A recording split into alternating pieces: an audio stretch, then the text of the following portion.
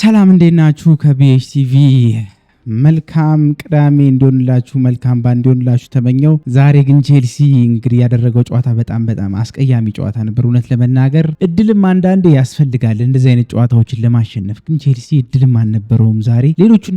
ሌሎቹ ክለቦች ከመሸነፋቸው አንጻር ዛሬ እንደውም የቼልሲ ሳምንት ነው ብዬ ጠብቄ ነበር። ሆኖም ግን አልሆነም። ጥሩ አጀማመር ነበር ቼልሲ የጀመረው። እንደምታውቁት ቼልሲ ሲጀምር ኤንዞ ፈርናንዴዝም ጎል አስቆጥሮ አሪፍ ነገሮችን እየሰራ ነበር የሚገኘው። በተለይ ከረፍት በፊት የቼልሲ አወቃቀሩም እንግዲህ የነበሩትም የቲሙም እንግዲህ እንቅስቃሴ ጥሩ ነበር፣ በአንጻሩ ሲታይ ጥሩ ነበር ብዬ ያስባለሁ። ዞሮ ግን የኤንዞ ማሬስካ ግን ወደኋላ የመጮት ዝንባሌው አሁንም ድረስ ያለቀቀውና በጣም አሁንም እንዴት እንደሚፈታ አላቅም ይሄ ጉዳይና ቼልሲ ግን ወደ ግራ ወደ ቀኝ ወደ ኋላ ወደ ግራ ወደ ቀኝ ወደ ኋላ ብቻ ነው እየተጫወተ ያለውና ምን አይነት ነገር መደረግ እንዳለበት አይታወቅም። ግን ኤንዞ ማሬስካ ከረፍት በኋላ በተለይ ቼልሲ 10 ደቂቃ በተለይ ከረፍት ከገባ በኋላ ቼልሲ 10 ደቂቃ ልክ ከረፍት በፊት እንደነበረው ቀጥሎ ነበር። ሆኖም ግን ያቺ የአንድሬ ሳንቶስ አንድ ስህተት እንግዲህ ከመሃል ሜዳ ላይ ኳሷን መቆጣጠር አቅቶት ወደ ኋላ ለበረኛው መልሳል ብሎ የሰጣት ኳስ ዋጋ አስከፍላናለች ማለት ነው። ይሄ የተከላካይ ክፍል ችግር ቼልሲ ቤት በጣም አሁን ጎልቶ እየታየ ይመስለኛልና በሰፊው እየታየ ነው ችግሩ። የቼልሲ የመከላከል አቅሙ እንደምታውቁት ከዚህም በፊት በአራት ተከታታይ ጨዋታዎች የዛሬውን ጨምሮ አራተኛ ጊዜ ነው ቼልሲ በተከላካይ ስህተት ጎሎች ሲቆጠሩበት፣ ለተከታታይ 2 ጨዋታዎች ደግሞ በቀይ ካርድ ተጫዋቾች እየወጡበት ነው ያለውና ቼልሲ ይሄ ተቀባይነት ያለው ነገር አይመስለኝም።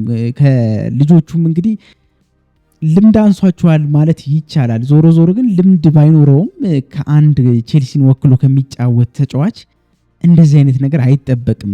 በ2 ተከታታይ ሳምንት ጨዋታዎች በቀይ መውጣት በጣም ከባድ ነገር ነው፣ አስቸጋሪ ነው የሚሆነው። በፕሪሚየር ሊግ በተለይ የሚወዳደር ፕሪሚየር ሊግ እንደሌላው ቀላል ሊግ አይደለምና አስቸጋሪ ነው። ጨዋታውንም የቀየረው ይሄ የቀይ ካርድ ቼልሲ እንግዲህ ቻሎባ ሰለባ መሆኑ በደንብ አድርጎ ጨዋታውን ነው የቀየረውና ቻሎባም በቀይ ካርድ ከሰናበተ በኋላ ግን የኤንዞ ማሬስካ ደግሞ ቅያሪዎች ያደረገው ቅያሬ በጣም የሚያሳዝን ነው። ምክንያቱም ኤንዞ ማሬስካ እኔ በ10 ተጫዋቾቹ አንድ ተጫዋች በቀይ ከወጣ በ10 ተጫዋች ችሎ መጫወት የሚችል አይነት አሰልጣኝ አልመሰለኝም። ለዛም የሚሆን ሲስተም ያዘጋጀ ራሱ አይመስለኝም ኤንዞ ማሬስካ። ምክንያቱም ልክ ሁሉ ጊዜ ነው፣ ባለፈውም በማንቸስተር ዩናይትድም ጨዋታ ላይ አይተነዋል። እንደምታውቁት በ10 ተጫዋቾች ቼልሲ ልክ ወደ 10 ተጫዋችነት ሲወርድ በቀይ ሲወጣበት የቀየራቸው ቅያሬዎች የድንጋጤ ቅያሬ ሲስተም ያለማወቅ በ10 ተጫዋች እንዴት አድርጎ ቼልሲ መጫወት እንዳለበት አላወቀም። አሰልጣኙም ኦልሬዲ ቼልሲ ተሸንፏል ብሎ አምኖ ተስፋ የመቁረጥ አይነት ቅያሪ ነበር ያደረገው። ዛሬም ያ ነገር የተስተዋለበት ይመስለኛል። ችግሩ አልተቀረፈም። አሁንም ልክ ከቀይ ካርድ ከወጣ በኋላ ቅያሪ ሲያደርግ እነ ስቲቫኦ እነ ፔድሮ ኔቶን ያወጣው። እንግዲህ እነዚህ ልጆች በካውንተር አታክ ቢያንስ መተው ጉዳት ሊያደርሱ የሚችሉ ልጆች ናቸው ለብራይተን ላይና እነሱን እንደው ማውጣት ማለት ክንፍን መስበር ማለት ነው። የማጥቃት አቅምህን መቀነስ ማለት መሆኑ ይታወቃል። ቼልሲ ደግሞ እንደምታውቁት ጎል እየገባበት ነው። ዘንድሮ በጣም ብዙ ጎሎችን እያስተናገደ ነው ያለው። ጎል እንደሚቆጠርብን ይታወቃል። ስለዚህ ለምንድን ነው የሚከላከለው? ሲጀምር ኤንዞ ማሬስካ ጎል እንደሚገባበት ካወቀ መከላከሉ ትርጉም የለውም። ቢያንስ እንኳን እነዚህ የሚያጠቁ ተጫዋቾቹን ልጆቹን ይዞ በሚገኘው እንግዲህ የካውንተር አታክ አጋጣሚዎች ላይ ጎል ለማስቆጠር መሞከሩ የተሻለ ነው ብዬ ነው የምገምተው የነበረው። ግን ማሎ ጉስቶን እንግዲህ ስቲቫውን አውጥቶ ማሎ ጉስቶን ሲያስገባ ያኔ ተስፋ የሚያስቆርጥ ነገር እንደነበር ነው እንግዲህ ሁላችን የሚያየ ነው። በእርግጠኝነት የሆነ ቼልሲ እንደሚገባበት የታወቀ ነበር። በቃ ማሎ ጉስቶ በዛ ላይ የዘንድሮ አቋሙ በጣም ጥሩ አይደለም። እንደምታውቁት ኳስን በትክክል መቆጣጠር አይችልም። በተለይ ደግሞ ቼልሲ 1-0 የነበረ ያገኘውን እድል ለብቻው እንግዲህ ኳስ ተጥሎለት ወደፊት ገፍቶ እንግዲህ መሄድ የሚገባውን ኳስ መልሶ ወደ ኋላ ሲያደርገው ማሎ ጉስቶ በጣም የሚያበሳጭ አጋጣሚ ነበር። ከዛ በተረፈ ግን ራሱ ማሎ ጉስቶ እንግዲህ ኤንዞ ማሬስካ ቀይሮ ያስገባው ማሎ ጉስቶ የሰራው ስህተት ለቼልሲ እንግዲህ የመጀመሪያው ጎል መፈጠር ምክንያት ሆኗል ማለት ነው። ማሎ ጉስቶን ሪሲ ጄምስ ነበር ከዛ በፊት እንግዲህ በቀይ መስመር አካባቢ ላይ የነበሩትን እንግዲህ የመከላከል ሂደቱን ሪሲ ጄምስ በደንብ አድርጎ ይዞት ነበር። በተለይ ደግሞ ሚንቴን በደንብ አድርጎ ይዞት ነበር የብራይተኑን የግራ ክንፍ አጥቂ። ሆኖም ግን ልክ ማሎ ጉስቶ ሲገባ እንግዲህ ማሎ ጉስቶ ወደ ግራ ክንፍ አጥቂውን እንግዲህ ሚንቴን ለመያዝ በጣም ተቸግሮ ታይቷል። በዛም ምክንያት እንግዲህ የመጀመሪያው ጎል ሊቆጠርብን ችሏል ማለት ነው። ከዛ በኋላ ግን ቼልሲዎች ጎሉ ከተቆጠረ በኋላ በጣም ክፍተት ይታይ ነበር፣ የተከላካይ ክፍተት። ኤንዞ ማሬስካ ቤኖቲ ባዲያሲሊን ቀይሮ አስገብተው ነበር፣ ሮሜሮ ላቪያን ቀይሮ አስገብተው ነበር።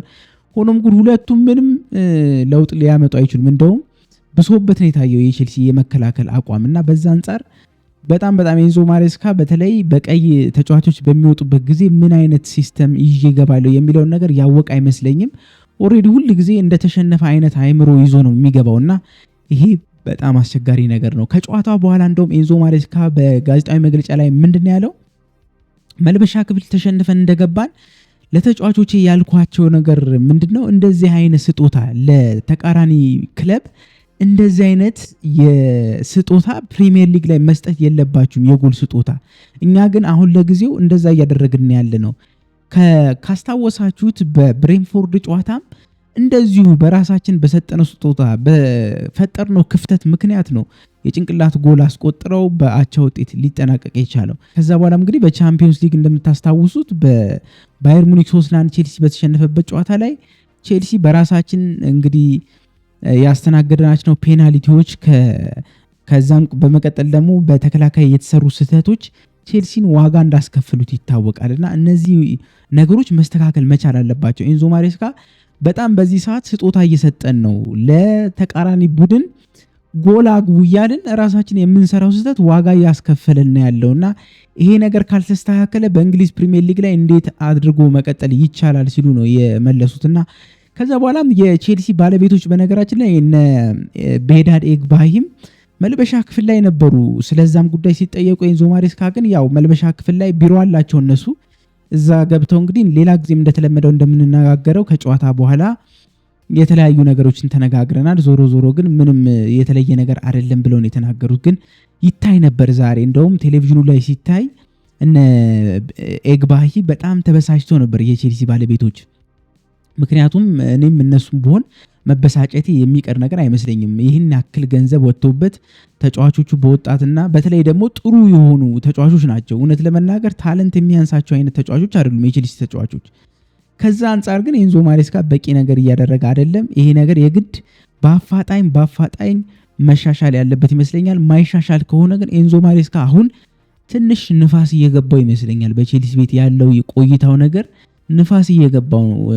ደጋፊዎች ኤንዞ ማሬስካ ላይ ፊታቸውን ለማዞር ከጫፍ ላይ የደረሱበት ወቅት ላይ ነው ያለው በዚህ ሰዓትና ውጤት የግድ የሚፈልግ ይመስለኛል ኤንዞ ማሬስካ። ያንን ማስተካከል ካልቻለ ግን መባረሩ የሚቀር ነገር አይመስለኝም በዘንድሮ የውድድር ዘመን። ስለዚህ የግዴታ ኤንዞ ማሬስካ ማስተካከል ያለበት ይመስለኛል።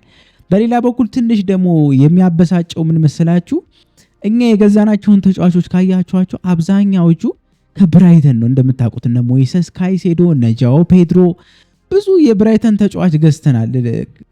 እነዛን ሁሉ ግን ተጫዋቾች ገዝተን ብራይተንን ማሸነፍ ሳንችል ቀርቷል። ቼልሲ ማሸነፍ ሳይችል ቀርቷል። ዌልቤክ ተቀይሮ ሲገባ ቼልሲ ላይ እንደሚያገባ ደግሞ ዌልቤክ በእርግጠኝነት መገመት ትችሉ ነበር። ከዚህ በፊትም ዌልቤክ በጣም ለቼልሲ አስቸጋሪ የሆነ አጥቂ ነው። ያገባል ሁል ጊዜ በገባ ቁጥርና አምናም እንግዲህ በደርሶ መልስ አሸንፈውናል። በፕሪሚየር ሊግ ሳይሆን በካራባኦ ካፕና በኤፍኤ ካፕ ላይ በደርሶ መልስ ነው እንግዲህ በተከታታይ አሸንፈውን ብራይተኖች ነጥቡን ይዘው ወጥተዋልና ዘንድሮም በሜዳችን ድረስ መጥተው 3-1 በማሸነፍ ቼልሲ አሁንም ያለማሸነፍ ሪካርዱን ይዞ ቀጥሏል። ላለፉት 4 ጨዋታዎች ቼልሲ ማሸነፍ ተስኖታል። በእናንተ በኩል ግን የዛሬው የቼልሲ ሽንፈት የማን ጥፋት ነው ትላላችሁ? የኤንዞ ማሬስካ ነው ወይስ የተጫዋቾቹ ነው? የኤንዞ ማሬስካ ከአቀያየሩ ጀምሮ የነበረው የሲስተም ችግር በጣም ይታይበት ነበር። ግን የተጫዋቾቹም ደግሞ በቀይ ካርድ እንዲወጣ የአንድሬ ሳንቶስ የፈጠረው ስህተት፣ ከዛ በኋላም ደግሞ ቻሉባ ጎሉን ቢያገባ ቢለቀው ይሻላል። ከዚህ በፊት ባለፈውም ሮበርት ሳንቼዝ ማንቸስተር ዩናይትድ ላይ ከቀይ ከወጣ በኋላ ኤንዞ ማሬስካ ሲጠየቁ ምንድነው ያሉት? ጎሉ ቢገባ ጥሩ ነበረ፣ ምክንያቱም እኩል ለኩል የሆኑ 11 ተጫዋቾችን ይዘን ከዛ በኋላ ጎሎችን ልናገባ እንችላለን እና ጎል ቢቆጠር የተሻለ ነው የሚሆነው በቀይ ከሚወጣው። እንደዚህ አይነት የማይረቡ ጥቃቅንና ስህተቶችን መስራት ተገቢ አይደለም ሲሉ ነበር የተናገሩትና ይሄ ቼልሲን ዋጋ ያስከፈለው የዛሬ በጣም የሚያበሳጭ ውጤት ነበር። እናንተስ ማን ነው ለዚህ ዋጋ የሚከፍለው ትላላችሁ? ኤንዞ ማሬስካ ነው ወይስ ተጫዋቾቹ? ያላችሁን አስተያየት በኮመንት ላይ አሳውቁኝ። ለቻናሉ ግን አዲስ ሆናችሁ ሰብስክራይብ ማድረጋችሁ እንዳትረሱ፣ የደውል ምልክቷን ተጫኑ። አዳዲስ መረጃዎች ባሉ ቁጥር ለእናንተ አደርሳችኋለሁ። ስለዚህ ያ እንዲደርሳችሁ ኖቲፊኬሽን በተኗን እንግዲህ የደውል ምልክቷን መጫናችሁ እንዳትረሱ። ለማንኛውም መልካም ቅዳሜ መልካም በዓል እንዲሆንላችሁ ተመኘሁኝ። ቻው